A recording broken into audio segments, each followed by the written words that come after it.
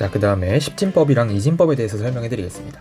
십진법은 이제 우리가 생활 속에서 많이 사용하는 그런 표현 방식이에요. 0부터 9까지 10개 숫자로 정보를 표현하는 방법이고요. 자릿수가 올라갈 때마다 값이 10배씩 커지는 수의 표시법입니다. 예를 들어서 777로 합시다. 행운의 숫자 777. 777을 예시로 들겠습니다.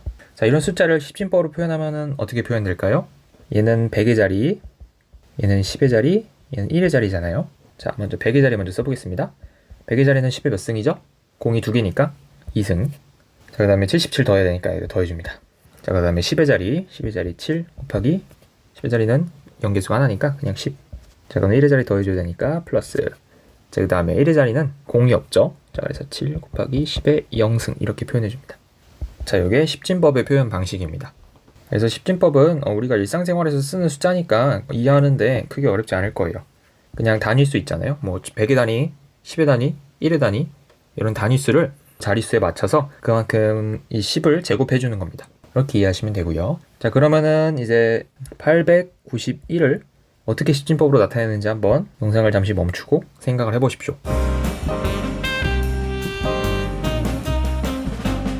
했다고 생각하고 풀이를 보여드리겠습니다.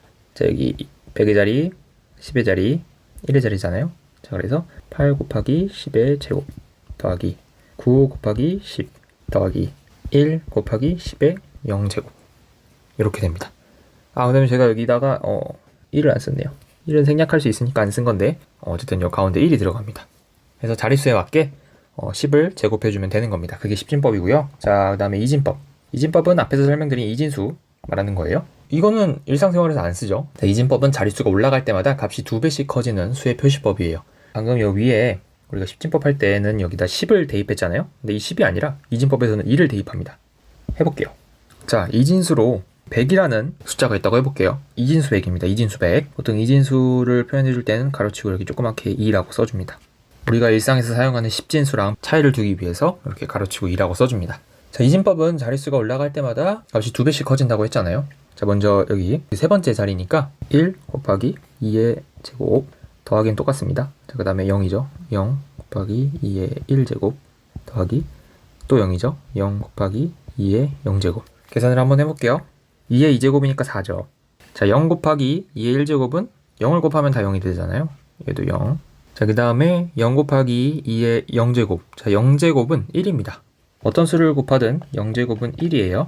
얘는 1이지만 앞에 0이 있잖아요. 0은 어떤 수를 곱하든 0이죠. 그래서 얘는 4가 나옵니다. 이진법을 통해서 이렇게 100이라는 이진수를 십진수로 변환을 했더니 우리가 4라는 값을 얻었습니다. 얘는 십진수입니다. 일상에서 보는 우리가 십진수. 이해가 좀 되셨나요? 그러면 한번 여러분들이 실습으로 111이라는 이진수를 한번 십진수로 변환을 해보시기 바랍니다. 자, 그 다음 정보의 수집과 관리 파트에 대해서 배워보도록 하겠습니다. 이거는 사실 제가 굳이 수업을 안 해도 여러분들이 이미 너무 잘 쓰고 있는 그런 것들입니다. 우리가 자료 수집을 할 때 여러 가지 방법이 있는데 대표적으로 교과서에 나온 두 가지만 설명해 드리겠습니다. 첫 번째로 검색 엔진이 있죠. 검색 엔진이라고 하면은 네이버, 구글, 다음 이런 것처럼 인터넷상에서 원하는 자료를 이제 여러분이 쉽게 찾을 수 있도록 하는 소프트웨어들을 말해요. 추가로 알아야 될 거는 검색 연산자라고 있습니다. 검색 연산자를 사용하면은 검색 엔진을 조금 더 효율적으로 활용할 수 있습니다. 자, 그래서 연산자란 프로그램을 짤 때 변수나 어떤 값의 계산을 위해 사용하는 부호를 의미합니다. 플러스도 있고요, 뭐 마이너스도 있고요, or도 있고요, 또는이란 뜻이죠. and 이런 것도 있습니다. 그리고란 뜻이죠.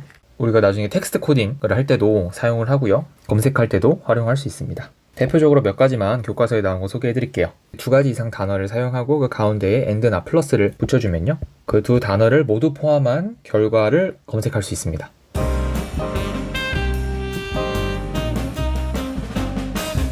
예를 들어서 부산 플러스 갈매기라고 검색을 하면요, 부산과 갈매기가 모두 포함된 검색 결과만 나오게 됩니다. 이런 거고요.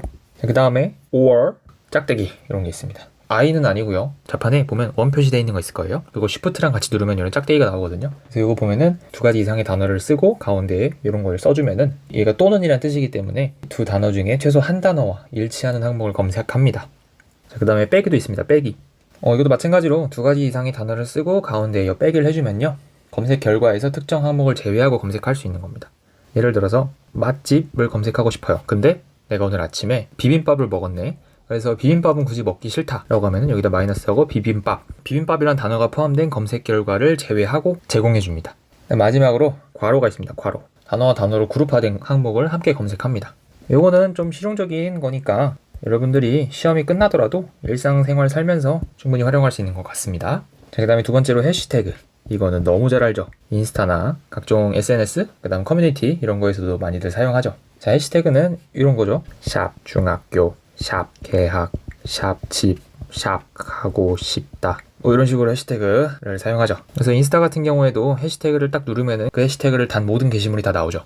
그래서 정보를 좀 더 쉽게 찾을 수 있겠죠.